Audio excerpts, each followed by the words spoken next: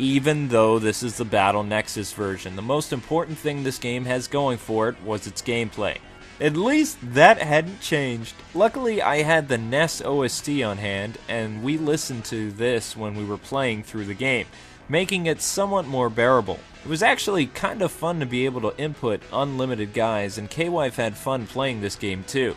Part of the reason I've enjoyed the arcade version is because it felt like I was playing as my favorite cartoon turtle. But actually, the Turtles arcade game I liked the most was the Turtles 2 port for the NES. Still, during its day, this arcade game was one of the best games to play. Well, up until Konami released The Simpsons and X-Men. If you're going to get this game, please pick it up on the Xbox Live Arcade, because you can play multiplayer with your friends online, and that's what this game is meant to be played with, people. All in all, being this was the second Turtles video game, it made some major waves and launched a lot of awesome arcade games by Konami. Konami would actually go on to improve the Turtles arcade formula 3 more times, and we have just brushed the surface of hit TMNT games.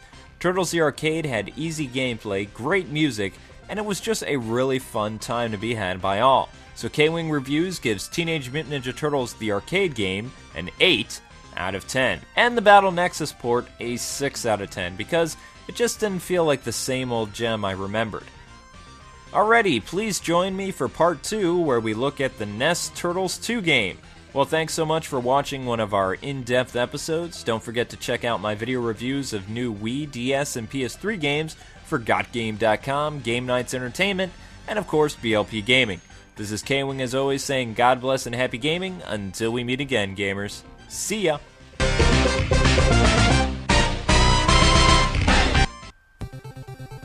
What's happening, gamers? It's K-Wing here. Welcome to episode 2 of Turtles Month. Continuing our look at the Teenage Mutant Ninja Turtles' downright awesome and even average games for the last 20-some years.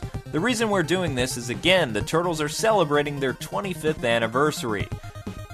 Now, 2 years ago, I reviewed the first Turtles video game for the NES, and now after using the second Turtles game in my 2 intros for who knows how long, I'm really excited to bring you episode 111 of Teenage Mutant Ninja Turtles 2, the arcade game. While this game is indeed a port of the cult classic arcade game, this game is altogether its own beast of a game. So make sure you grab some popcorn and a soda as we take an in-depth look at Turtles 2. The game's story is identical to the arcade game. Splinter and the Turtles hear April scream and leap into action to save her, which was basically the theme of the series. If you think about it, April got kidnapped and the Turtles saved her. Teenage Mutant Ninja Turtles 2 is an arcade-style beat-em-up, where you and a friend can team up to rescue April. Since this is a NES game, Konami decided that the home console needed some changes to make it a little better. They did this by 1. Increasing the difficulty a lot, 2. Adding 2 new levels, and 3. Introducing more bosses, like Baxter Stockman, and 2 original ones created just for this game. Like the arcade game, the Turtles fend off tons of foot soldiers, face familiar bosses, save April, ride skateboards, rescue Splinter, enter the Technodrome, and take on Krang and Shredder in Dimension X. Turtles the arcade game lets gamers pick their favorite shellbacks, and each turtle has their own strengths and weaknesses. Leonardo is the leader and has average speed compared to his brothers, but he can take the most damage. Michelangelo is the party animal and the strongest character in the game. Raphael is the fastest turtle but takes the least amount of damage. Donatello has the best range in this game, but he's the slowest turtle too. My wife usually plays as Mikey or Leo, and I stick with Donnie, because he has the furthest reach of the brothers. As mentioned before, this game has 2 new stages. The winter stage is based after the episode of the hot rodding teenagers from Dimension X. Like the show, the Turtles need to destroy the Weather Dominator. Although the Weather Dominator is much bigger than in the show, still it was pretty cool. The second new stage is inside a building in New York City, which is heavily Japanese theme inspired, where inside you fight tigers, ape-like ninjas, and another exclusive boss created solely for this game. And there you have it. Moving on. Now the gameplay is identical to the arcade game, although no 4-player in this game, but there is co-op. Now the controls for the game are as follows.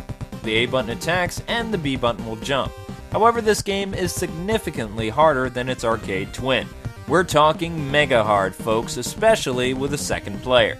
The gameplay has to do with slowly moving forward and clearing out all the enemies, then fighting a boss and moving to the next stage. Then just rinse and repeat. The game only gives you 3 continues, and after that, that's it. Game over. Since this is a port of a 16-bit arcade game, the NES game is 8-bit, and it's a drastic change compared to its source material. Now, I'm not saying this is necessarily a bad thing, mind you, but still, you can just see the difference. Regardless how you feel about the graphics on the NES, Konami did an amazing job porting this game, even though it's been scaled down quite a bit. If you've played the arcade game, all the locales are made 8-bit. My favorite stages in this game is the winter stage and the ninja building. I really liked how the foot soldiers would throw snow at you, and the snowmen were really deadly robots in disguise. The foreground of New York City looks great, and I like the detail for this stage a lot, especially the snow. Instead of heading to the Technodrome like you do in the arcade game, you venture to this stage. Now this stage has new robot enemies and lots of really cool stuff. Not to mention a boss fight against a robot samurai. What made me like this stage the most is the view of the city, the detail of the glass, and the different ways the foot soldiers enter this stage. Like through revolving doors, jumping through the floor, and I liked fighting those tiger statues that came to life. Now this was pretty cool. This stage is just very detailed, down to the actual walkways and the stage itself. And for an 8-bit game, it looks great. The NES music is both arrangements from the arcade and new music too, featuring compositions from both Azumi and Higashino.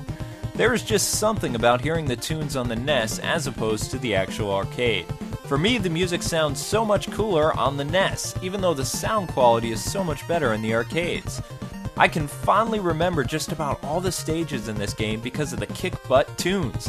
This made playing the game just so bodacious! I mean, just listen to this stuff! See what I mean?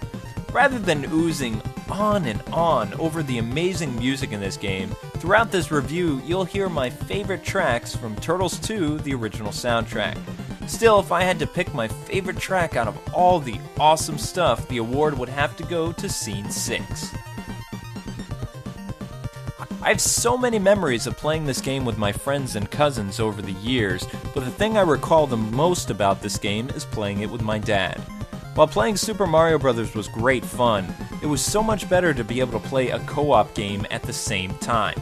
My dad and I played the NES Turtle games a lot, even after the Super Nintendo came out. For some reason, I couldn't really get him into the latest Turtles game like Turtles in Time. The NES TMNT games were just so simple to pick up and play no matter how old you were. My dad always played as Leonardo and I always played as Mikey, because when I was little I was a huge Mikey fanboy. My dad was actually pretty good at this game back in the day, and we could beat the game together using only one continue. Not too shabby if you think about it. When I was really little, I was actually terrified of the foot soldiers in this game, to the point where I would have nightmares constantly. The reason I think this was because of the shape of the ninja robot's head in this game. Unlike the show in the later games, their heads didn't look goofy or all round and distorted. Actually, they looked like Klans members or those snow troopers from The Empire Strikes Back. Freeze, rebel scum! So that was pretty unnerving to me because I was terrified of the snow troopers in the 80s. The stage I remember the most had to be the winter one because of all the Pizza Hut signs. And of course the snow.